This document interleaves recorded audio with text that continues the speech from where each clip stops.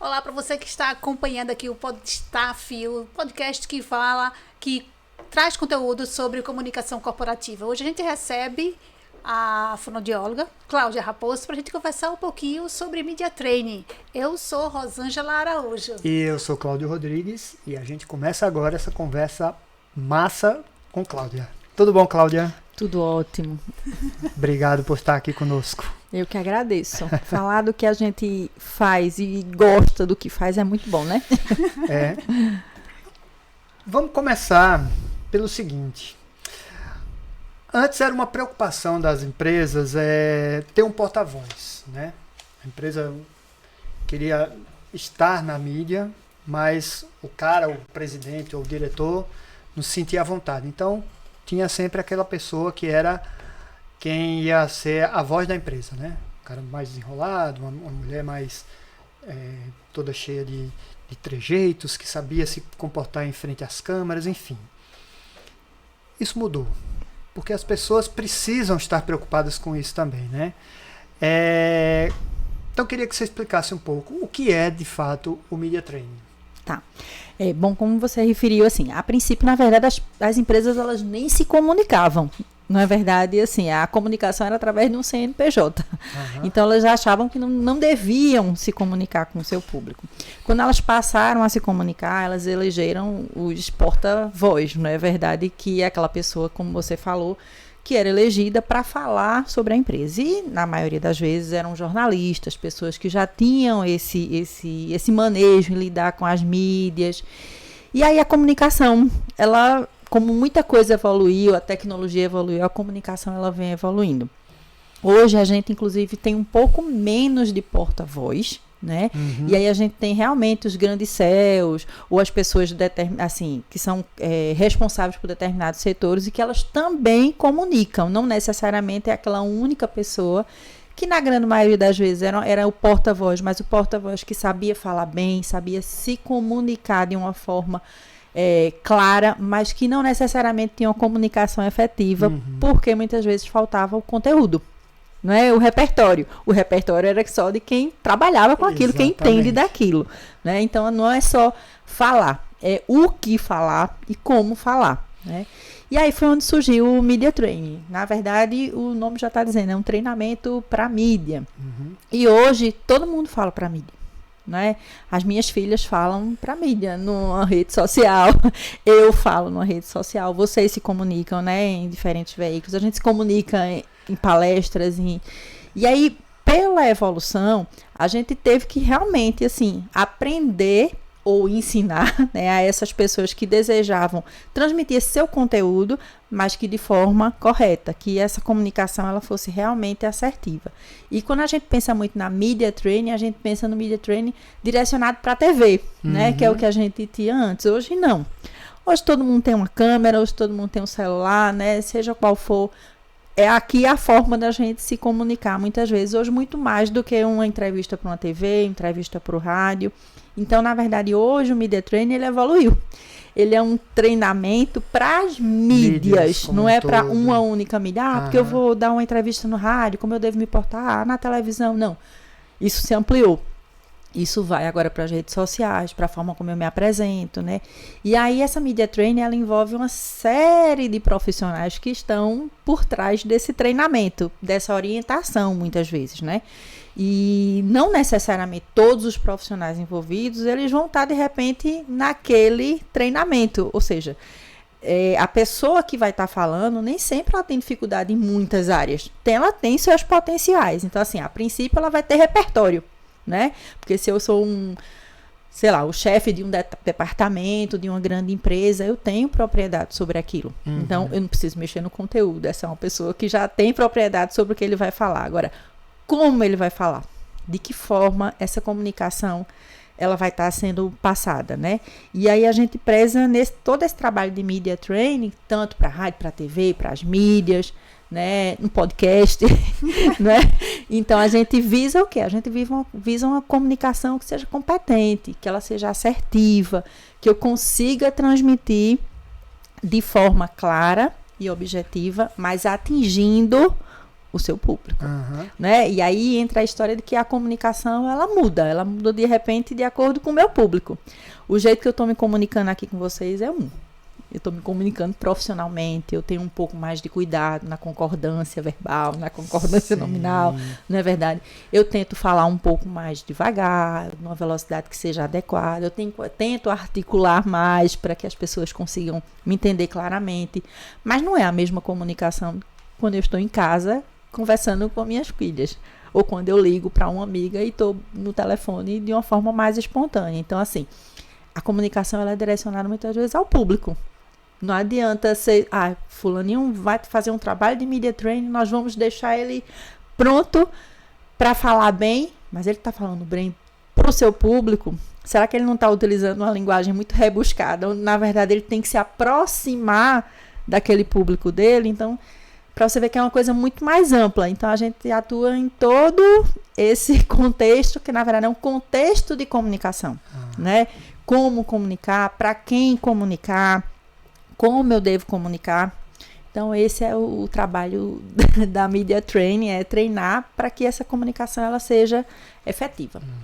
Ô, Cláudia, mas aí a gente, né, você trouxe a questão de preparar para a mídia, mas aí você até apontou aí a questão de falar em público ou de palestra também, isso, né? Então, algumas técnicas repassadas no Media Training também pode ser utilizado em palestra. Elas devem. Hoje a gente, quando faz um trabalho de Media Training, a gente faz direcionado, como eu te disse, para todas essas situações de comunicação.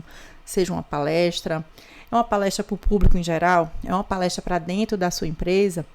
E tem uma coisa que eu não referi, mas é muito importante também. Muitas vezes a gente pensa na comunicação com a mídia. E aí a gente tem que pensar na comunicação dentro da empresa. Né? Eu sou chefe de um departamento e eu lidero 35 pessoas. Como eu me comunico com essas pessoas? Tá? A minha comunicação ela é assertiva, porque assim, aí gera conflito? Não, é uma comunicação efetiva, muito pelo contrário, a forma de eu me comunicar, eu motivo quem trabalha comigo, né?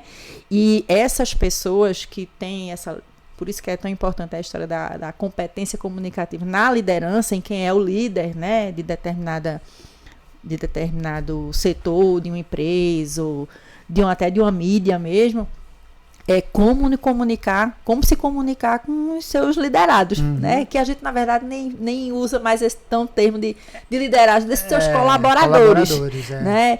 Como eu disse, a comunicação ela foi mudando ao longo do tempo.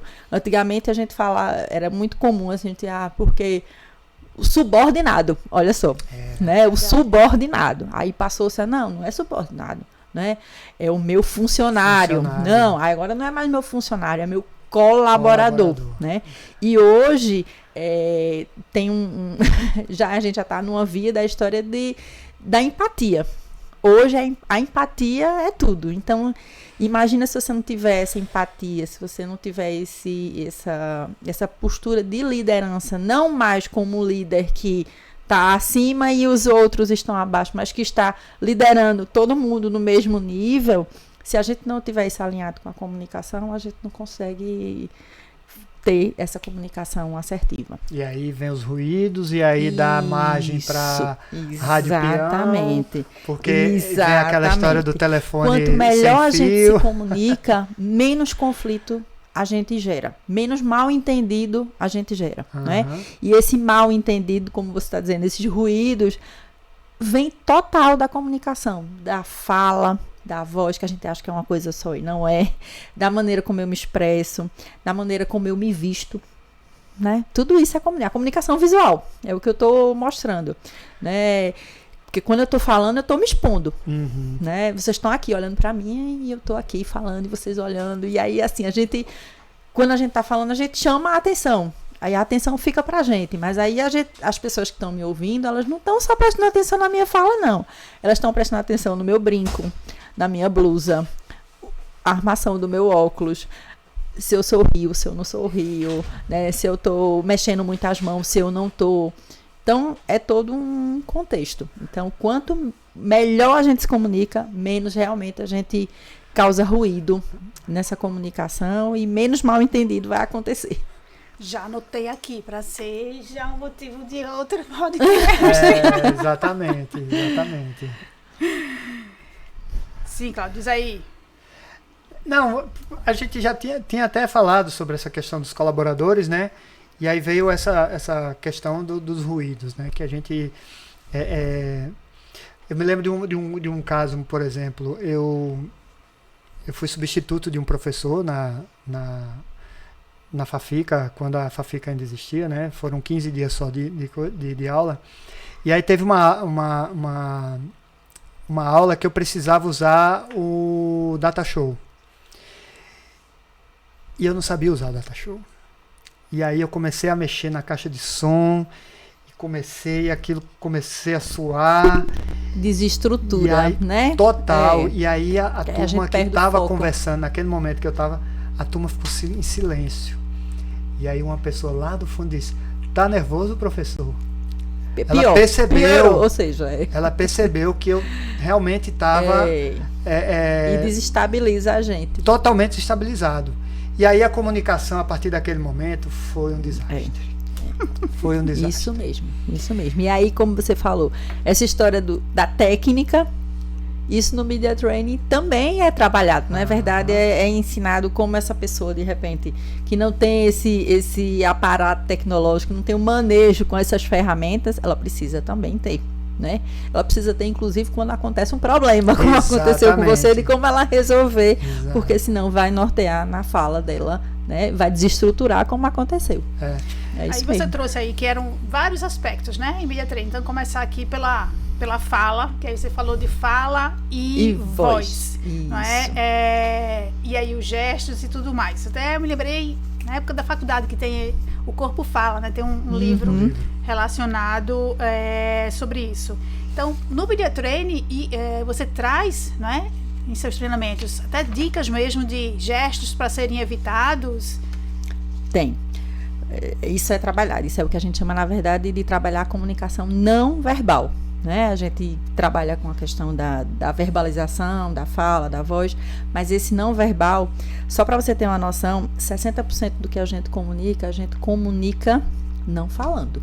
A gente comunica com o olhar, né? Com o gesto, com as expressões faciais, então o corpo fala sim. Tem um livro muito interessante, eu até anotei aqui, porque senão eu corri o risco de esquecer o nome, que é O que Todo Corpo Fala, tá? É de um ex-agente do FBI. E ele é maravilhoso. A gente tem uma bíblia dessa comunicação não verbal, que é O Corpo Fala, que é o nome do livro, né? E aí, assim, eu sempre me encantei muito com esse livro e eu sempre dou como referência. Quando eu li esse outro livro, eu desfiz... Nossa, como as coisas evoluem, né? Porque, assim, é perfeito, tá? Eu super indico, porque... ele, exatamente, por ser agente do FBI, ele era quem fazia todas as entrevistas, né, com criminosos, então assim, não é só aquelas coisas que a gente, quando inclina o pescoço para a direita, olha, bota o olhar para cima, é porque tá mentindo, não, é muito mais do que isso, são tantos detalhes, certo? Então assim, é super importante, essa comunicação não verbal é extremamente importante, tanto como você se comunica não verbalmente, como você está se apresentando. Então, por exemplo, quando o Cláudio deu o exemplo, né? Me desestabilizou. Porque todo mundo notou que ele estava nervoso. Não foi porque ele disse, gente, eu estou muito nervoso, não estou conseguindo. Não, foi porque provavelmente ele deu essas pistas com essa comunicação não verbal, né? E é importante também não só entender isso, mas como a pessoa que está, por exemplo, dentro de um treinamento de Media Training, ela saber identificar no outro isso também. Por quê? Porque ela vai estar lidando com o público. Ela vai estar lidando, por exemplo, eu estou aqui falando e eu acho que vocês estão prestando atenção. Mas, de repente, eu poderia perceber, eu acho que eu estou falando bobagem, porque eu estou vendo que Cláudio está assim, mas eu estou achando que Rosângela está um pouco inquieta, ela não está... Não é verdade? Ou seja, por quê? Porque eu estou aqui de olho em vocês, estou vendo como é que está sendo a reação de vocês frente ao que eu estou falando. Então, é de extrema importância. E em algumas pessoas a gente precisa melhorar essa comunicação não verbal. Aí a gente precisa muitas vezes diminuir essa comunicação, né? Porque termina sendo uma coisa muito, muito exagerada, mas é extremamente importante. É um dos pontos mais importantes nessa comunicação, Parece que é um contrassenso, né? Assim, o que a gente fala é o que a gente não fala. Mas, na verdade, o que a gente precisa é ser congruente, exatamente, essa comunicação verbal com a não verbal. O que eu falo, ele tem que ser validado pelo meu corpo, pelo que eu não estou falando, mas estou demonstrando, tá? Eu dou um exemplo bem claro, assim, as pessoas não vão estar aqui nos vendo, mas elas vão entender pela voz. É como se eu chegasse para vocês e dissesse assim: gente, olha só, eu adoro maçã, tá? Ninguém vai acreditar que eu adoro maçã. Por quê? Porque, na verdade, quando eu digo que adoro, gente, eu adoro maçã. Vocês não têm noção do quanto eu adoro maçã. Eu arregalei os olhos, né? Assim, ninguém tá me vendo, mas tá sentindo na minha ênfase, no fato que, gente, olha, eu adoro, eu prolonguei. Mas quando eu disse, eu adoro maçã, eu baixei tom de voz, eu não articulei tanto, eu baixei, aí eu disse, mentira, essa daí detesta maçã, não é verdade? Então, tudo pelo meu gestual. As pessoas que estão ouvindo só estão tendo a pista auditiva, não tá tendo a pista visual.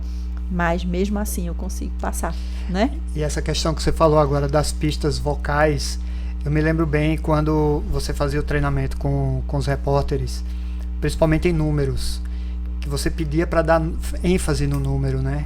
Porque as pessoas iam estar vendo a imagem, mas não iam estar vendo o repórter naquele momento. Isso. Então, dê ênfase. É um exemplo que me vem muito à mente, assim, são essas ênfases nos números, né? E quando a gente ia editar a matéria, era outra coisa, né? Quando você terminava a edição da matéria, que ia fazer a revisão, que via aquelas ênfases em algumas palavras, nos dados, a matéria ficava muito mais... Dava mais brilho ao que você estava falando, exatamente, né? Exatamente isso. Falar é conquistar o outro, né? E a gente conquista o outro através da fala. E a gente também pode afastar o outro através da nossa comunicação. E falando ainda sobre os gestos, né? Existem pessoas que se dão muito bem na fala. Falam, articulam bem tudo, mas não sabem onde colocar as mãos, né? O media training, no media training também vai ser trabalhado isso, né? Tem que ser trabalhado isso. Se você vai ficar em pé, você tem que saber como colocar no bolso, cruzar os braços, enfim. Tudo tem que ser muito adequado, como a gente falou no começo, ao público, qual é o tipo de mídia, né? Eu vou dar uma entrevista para a TV, eu não vou poder estar me balançando o tempo todo. Eu vou dar uma entrevista e não preciso estar o tempo todo balançando a cadeira, porque é natural que o nervosismo, né, a gente fica parecendo um ping-pong lá, tom. Faz parte da atenção, né? A própria descarga mesmo de estresse que a gente tem, porque falar em público não é para todo mundo. Não é para todo mundo, né? Mas isso é o que é mais importante, assim, e que eu tava com isso aqui na cabeça, ainda bem que eu lembrei de dizer, é que, como eu falei, falar é se expor, não é verdade? E falar é uma habilidade que a gente pode desenvolver, porque a gente precisa, assim, cair por terra esse conceito de que, assim, fulano já é um orador nato.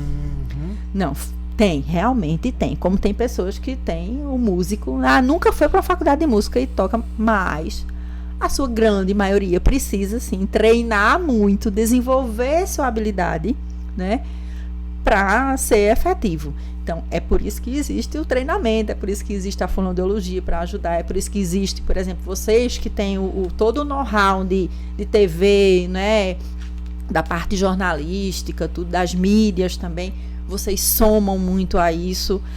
Por quê? Porque a gente está treinando alguém para desenvolver uma habilidade. Então, o gestual é muito importante que se trabalhe. Direcionado, lógico, para que público, para que mídia, que vai ser, essa pessoa vai precisar se comunicar, né? Eu só queria deixar assim, que eu achei bem interessante, é que a gente, quando pensa em media training, a gente pensa assim, treinar um líder, né? Vamos treinar alguém que é muito importante e que vai ter que falar.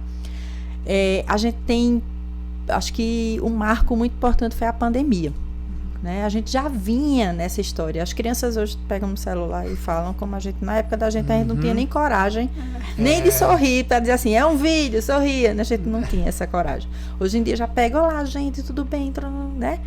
Já vem bem... Inclusive as crianças, então, assim, ao tempo, a gente vai começar a perder muito do nosso sotaque. Porque se você perceber, as Ah, crianças, sim. elas estão, é tia, é dia, É, porque as grandes referências são cariocas ou paulistas, os grandes youtubers, né? e é São nossa, nossa. exatamente, tia, caramba, coisa que não é do nosso, né, assim, do nosso contexto aí linguístico, não. Mesmo. Mas enfim.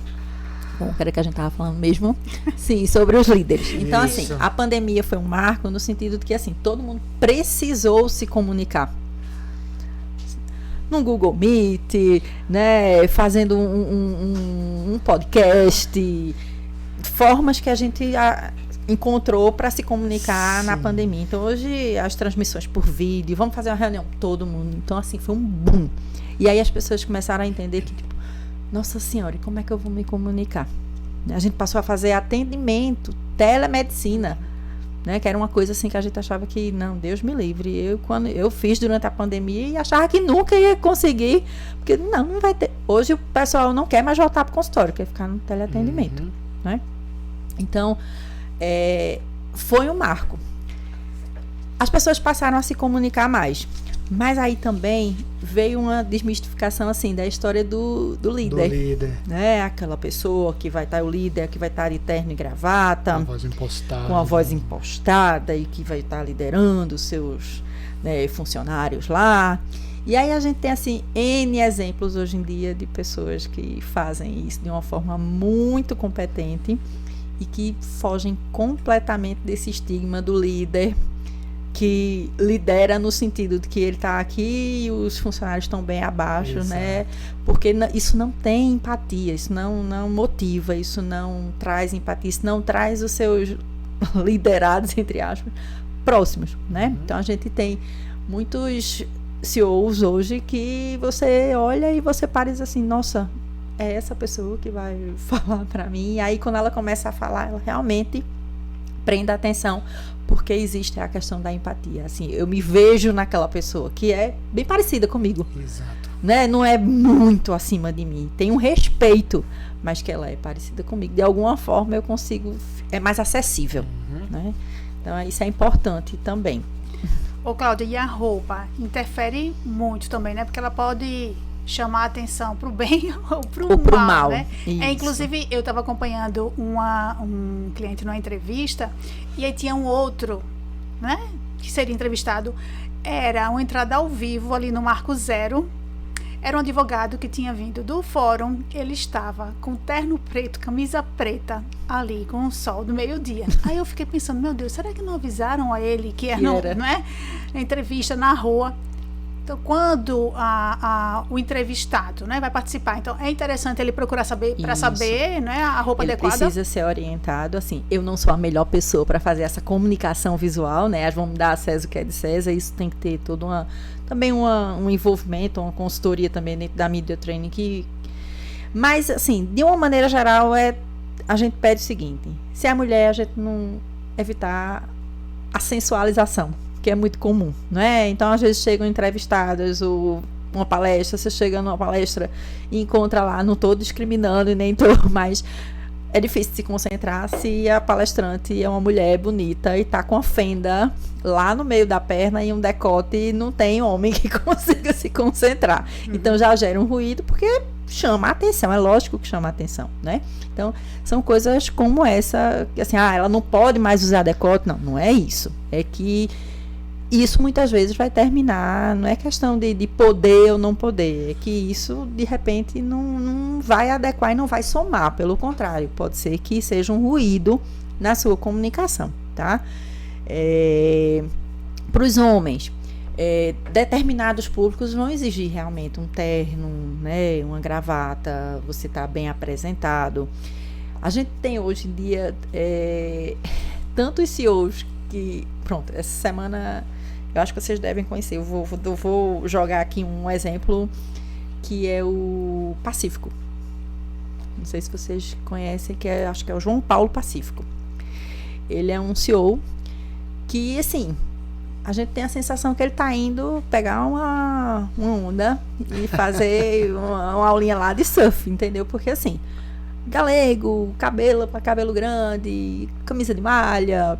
Mas quando ele começa a falar, ele realmente lidera porque assim, a gente passa a não prestar atenção no visual, que eu não estou aqui classificando como certo ou errado, mas consegue passar a credibilidade, é extremamente assertivo, não é? Mas assim, não é pode, não pode, é o que fica mais adequado e o que não fica. Então, a questão da sensualização, de uma roupa que chame muita atenção, cores, né? Eu chego aqui com a roupa verde-limão, então talvez essa roupa chame muito mais atenção à roupa do que ao que eu estou falando, né? Então é nesse sentido. Porque aí vai criar um motivo para um comentário do espectador. Ai. Eita, a camisa dessa mulher é muito verde, né? Pronto. Essa frase aí já perdeu o que estava prestando atenção, ela já perdeu a noção do que estava sendo dito ali. Porque, como eu falei, quando a gente está falando, a gente está se expondo. Né? Por mais que fala super bem, nossa, que maravilha, mas duvido. Você prestou atenção ao sapato, você prestou atenção se a meia fina, a meia calça estava furadinha, se tinha um rasgozinho, né? Se a calcinha estava grande, se estava pequena, se está marcando, se não está marcando. Então, tudo isso também comunica. Então, aí é necessário realmente, muitas vezes, uma orientação, né? Uma intervenção nesse sentido. Articulação, que você estava falando sobre isso também, né? Que as pessoas, às vezes, ficam muito ansiosas, né? Por causa do nervosismo e tal. Que tipo de exercício é recomendado para essa questão da articulação? Olha, existem exercícios que são os exercícios que a gente chama de exercícios articulatórios, que é exatamente o que é articulação. É como eu me movimento, toda a minha musculatura, que a gente chama de orofacial, para produzir determinado som. Se eu faço uma articulação aqui mais fechada, né, a minha voz ela fica abafada. Eu digo que é como se a gente tivesse uma fonte maravilhosa, uma excelente caixa de som, mas que tem alguém lá abafando com a mão. Não vai estar saindo. Se eu sobrearticulo, também é um ruído. Ou seja, pessoas que falam desse jeito são irritantemente. Não é verdade? A gente conhece. E para você ver o quanto. Porque determinadas. Quando a gente faz uma avaliação, porque assim, o trabalho de media training não é só vamos treinar fulano. Não. Primeiro, vamos avaliar fulano. E aí a gente vai trabalhar em cima daquilo que foi visto. De repente, fulano tem muitas coisas, muito potencial e que a gente precisa trabalhar muito pouca coisa. Mas, de repente, tem alguns ruídos e é em cima desses ruídos que vão ser trabalhados. Então, a articulação, ela tem muito a ver, sofre muita interferência do emocional. Por quê? Porque se eu estou tenso, a gente mal consegue articular, né? Fica a voz meio trêmula. Então, se eu tenho raiva, o que acontece? A primeira coisa que a gente faz é serrar os dentes, né? Nossa, que raiva, né? Então a gente, que ódio, né? Então a gente articula. Se a gente tá feliz, a gente fala muito rápido, não é verdade?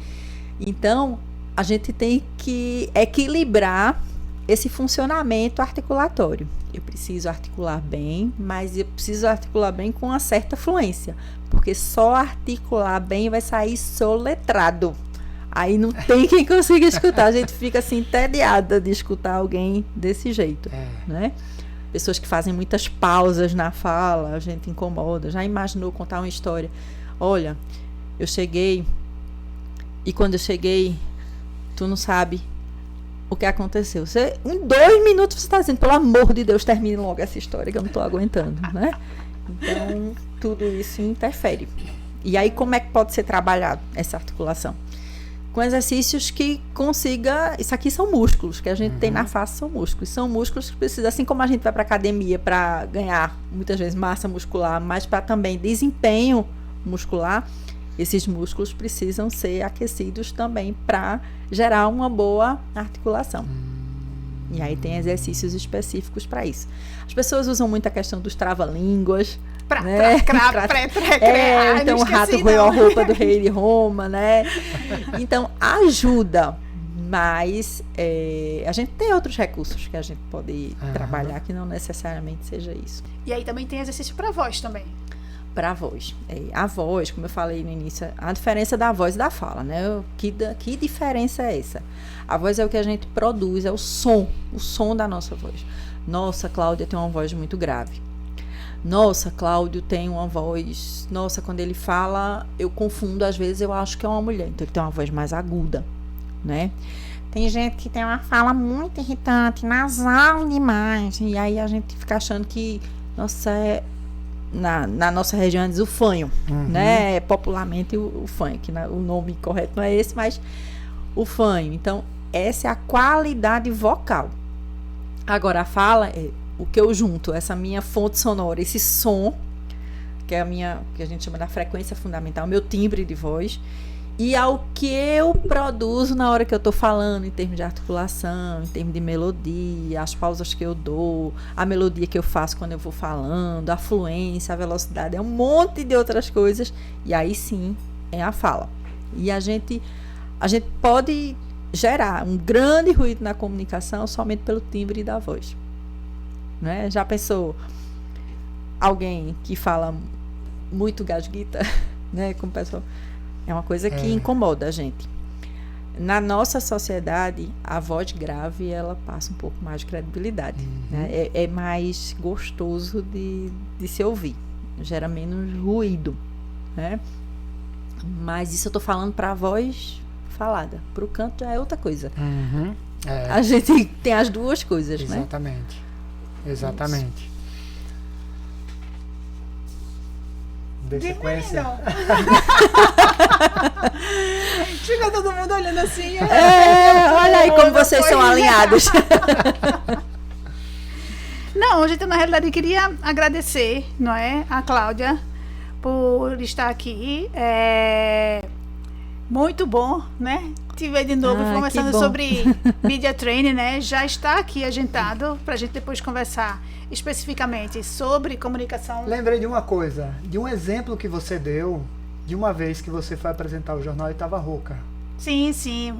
Que Cláudia fez uma massagem, não sei como é que chama, um procedimento, que o pescoço ficou vermelho, mas a voz veio, eu apresentei o jornal. Foi uma emergência vocal, vocal. Acontece mesmo. E teve um exemplo que você deu também, que você foi chamada para uma artista que veio fazer um show aqui em Caruaru. Conta essa história aí. Ele faltava pouco tempo para ele, que ele tinha um show e na verdade eram 2 shows por noite, né? Ele ia se apresentar aqui, mas ainda ia para outro lugar. E assim, especificamente no caso do cantor, como também no caso da voz falada, porque a gente tem a voz falada e a voz cantada, né? O uso da voz na fala e o uso da voz no canto. Então, é importantíssima a questão do aquecimento vocal, da preparação muscular para aquela função. Eu sempre confronto com o exemplo da academia. Antes de você começar a malhar, você muitas vezes faz um aquecimento, que na verdade nada mais é do que um alongamento para ativar aquela musculatura que vai ser trabalhada logo em seguida, né? Para que não haja nenhuma distensão. A mesma coisa para o canto. Então, muitas vezes a gente pega essas, como aconteceu com Rosângela, essas emergências vocais, né? E tem que ser assim para ontem. Isso. Tem que fazer milagre com 1 hora, a pessoa tem que estar com uma voz linda, maravilhosa para cantar. E aí, assim, isso acontece com muita frequência, né? Mas a maioria dos cantores hoje, eles têm um acompanhamento, isso faz parte de todo o staff deles, é ter um fonoaudiólogo acompanhando em turnê, exatamente, porque não é só, o fonoaudiólogo ele não está na turnê, ele não faz parte da equipe só como o fato de que está em alerta para se existir um problema de voz.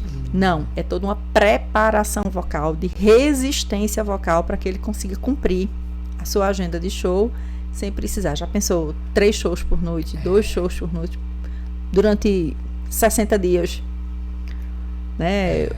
Então tem que ter uma preparação, assim como um atleta que vai para a competição e precisa treinar, senão ele não chega lá e não desempenha da melhor forma, né? Exatamente. Mas é isso. Muito bom, muito bom. Pois é, e o Pod Staff de hoje foi com Cláudia Raposo. Raposo. Com S. Com S. A gente conversou sobre Media Training, né, Cláudio? Isso, obrigado, Cláudia, mais uma vez. Eu que agradeço. Fico muito feliz que tenham sido os dois que tenham me convidado. Esse convite é especial. Pra gente também. E a gente volta logo mais, em breve, com mais um convidado para falar sobre comunicação, sobre tudo que envolve a apresentação para um cliente, para o consumidor, enfim. A gente volta com mais informações. Tchau, tchau. Tchau.